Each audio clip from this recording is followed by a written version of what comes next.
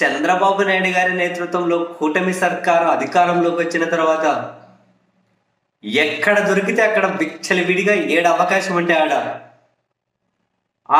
ఆ పార్టీకి సంబంధించిన ద్వితీయ శ్రేణి నాయకులు కింద క్యాడర్ దగ్గర నుంచి కూడా ఎవరికి మంచిగా కాసేంత అవకాశం దొరికితే దోస్తూనే ఉన్నారు.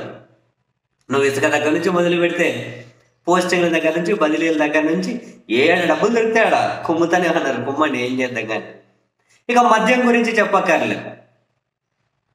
ఏ స్థాయిలో ఇక నెక్స్ట్ బెల్ట్ షాపులని ఇంకా పేకాట కేంద్రాలు డైరెక్ట్గానే చంద్రబాబు నాయుడు గారితోనే ఏమంటారు మాట్లాడతామని చెప్పి ఎమ్మెల్యేలు చెబుతున్నారు. ఆల్రెడీ అక్కడే మొత్తం మొదలైపోయాయి పేకాట కేంద్రాలు కూడా. ఇంకా అక్కడికి మందు సరఫరా చేసే కాంట్రాక్ట్ కూడా అక్కడ ఎవరో ఒకరు తీసుకొని ఉంటారు. మీకు నో డౌట్ పేకాట కేంద్రాలకు అక్కడ మందు సరఫరా చేసే కాంట్రాక్ట్ కూడా ఎవరో ఒకరు తీసుకొని ఉంటారు, అన్అఫీషియల్ ఇవన్నీ. And at the same time పక్క రాష్ట్రాల నుంచి ఇప్పుడు మరీ ముఖ్యంగా యానం దగ్గర నుంచి మందు తక్కువ దొరుకుతుంది వాటిని తీసుకొని వచ్చి ఇక్కడ ఏదో ఒక లేబుల్ వేసి అమ్మేస్తుంటారు. వీళ్ళు ఎక్కువ ఉంటారు. ఇదొక రకమైన దందా, అది బాగా డబ్బులు వచ్చే దందా. అందరికీ తెలుసు జగన్మోహన్ రెడ్డి గారు ముఖ్యమంత్రిగా ఉన్నప్పుడు మద్యం విషయంలో ఎక్కడే కూడా అలసత్వం లేదు, చాలా స్ట్రిక్ట్గా కంట్రోల్ చేశారు. ఆ విషయం నేను మీరు చెప్పక్కర్లే. చంద్రబాబు గారు పవన్ కళ్యాణ్ గారు చాలాసార్లు చెప్పారు, సాయంత్రం వచ్చి 2 పెగ్గులేసి ఈయన సొమ్మేం పోతుంది, ఇక్కడ అందుబాటులో లేకుండా చేసి మంచి మంది అందుబాటులో లేకుండా చేసి షాపులు తగ్గించేసి రకరకాలుగా మందు బాబులను ఇబ్బంది పెడుతున్నాడు, మేము వస్తే విచ్చలవిడిగా మద్యం అందుబాటులో ఉంచుతామని చెప్పి వాళ్ళు చెప్పారు. సరే, అపార్ట్ ఫ్రమ్ ఆల్ రకరకాల దోపిడీలు చూసాం ఇప్పటి వరకు. ఇది ఒక కొత్త రకం దోపిడీ. ఏంటి? దారి దోపిడీ. జనసేన టీడీపీ నాయకుల దారి దోపిడీ. ఎస్, మీరు వింటున్నది నిజమే. విషయం ఏంటంటే మంత్రి సుభాష్ ప్రాతినిధ్యం వహిస్తున్నటువంటి రామచంద్రపురం నియోజకవర్గం మసకపల్లి గ్రామంలో తాజాగా చోటు చేసుకున్న సంఘటన తీవ్ర చర్చనీయాంశం అవుతోంది. పాండిచ్చేరి కేంద్రపాలిత ప్రాంతమైన యానంలో తక్కువ ధరలకు లభించే వివిధ బ్రాండ్ల మద్యం బాటిళ్లను కొందరు కూటమి నేతలు, అంటే కింద స్థాయి కార్యకర్తలు అనుకోండి, కొనుగోలు చేసి వాటి లేబుళ్ళు బాటిళ్ళు మార్చి రామచంద్రపురం నియోజకవర్గంలోని ప్రైవేట్ దుకాణాలు బెల్ట్ షాపుల్లో కల్తీ చేసి అమ్ముతున్నారు. ఈ క్రమంలో మంగళవారం రాత్రి పామర్రు పోలీస్ స్టేషన్ పరిధిలో 2 జనసేన ద్వితీయ శ్రేణి నేతలు అరిశెట్టి మణికంఠ అయ్యప్ప అంటారట, ఇంకొకరు యానాం మద్యాన్ని పామర్రుకు తరలిస్తూ ఉన్నారు.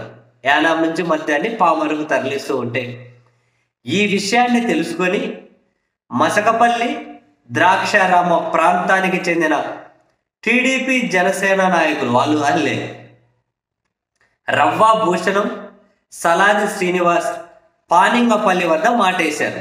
సేమ్ దారి దోపిడీ చేసినప్పుడు ఎట్లా మాటేస్తారు అట్లా మాటేశారు. అక్కడికి దగ్గరలోనే ఒక దగ్గర కారు పార్క్ చేసుకున్నారు. సేమ్ దారి దోపిడీ దొంగల్లాగే కారు పార్క్ చేసుకున్నారు. అందులో ఆ కారులో నకిలీ పోలీసులు 2 కాకి డ్రెస్సుతో కూర్చోబెట్టారు. సేమ్ దొంగలే కదా.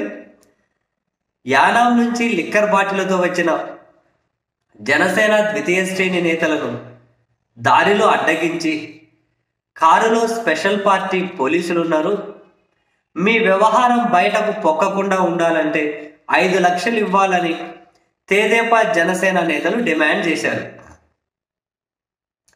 అందుకు వాళ్ళు నిరాకరించి డబ్బులేనా నిరాకరించారు. సో వాళ్ళిద్దరిని అంటే పోలీసులమని చెప్పి కిడ్నాప్ చేసి కారులో ద్రాక్షారామానికి తీసుకెళ్ళిపోయారు. 5 లక్షలు లేకుంటే కనీసం 2 లక్షలన్నా ఇవ్వాలని, లేకుంటే పోలీసులు మా వెంటే ఉన్నారని కేసుల్లో ఇరికిస్తామని బెదిరించారు. దీంతో కేసులకు భయపడిన జనసేన ద్వితీయ శ్రేణి నేతలు 25,000 రూపాయలు ఉందని చేతిలో పెట్టి మిగిలింది తర్వాత ఇస్తామని చెప్పారట. సో వీళ్ళు వాళ్ళని ఇడిచిపెట్టారు. మణికంఠ అక్కడి నుంచి బయటపడి పామర్రు వచ్చేసి వారిపై పోలీసు ఉన్నతాధికారులు స్థానిక పోలీసులకు ఫిర్యాదు చేశారు. రంగంలోకి దిగిన పోలీసులు గత 2 రోజులుగా పరారీలో ఉన్న జనసేన టీడీపీ నాయకులను అదుపులోకి తీసుకున్నారు. ఈ విషయంపై పామర్ ఎస్ఐ జానీ భాషని అడిగితే అవును నిజమే, దీనిపైన లోతుగా విచారణ చేస్తున్నామని చెప్పారు. దారి దోపిడీ కూడా చేస్తున్నారు. దారి దోపిడీ కూడా జాగ్రత్త, కొంపదీసి మీళ్ళ దగ్గరికి వచ్చి ఇలాంటి కొత్త దొంగతనం చేస్తారేమో. దారి దోపిడీ కూడా. అయ్యో ఆ జీవితం ఎట్లా తయారయ్యారా ఆయన.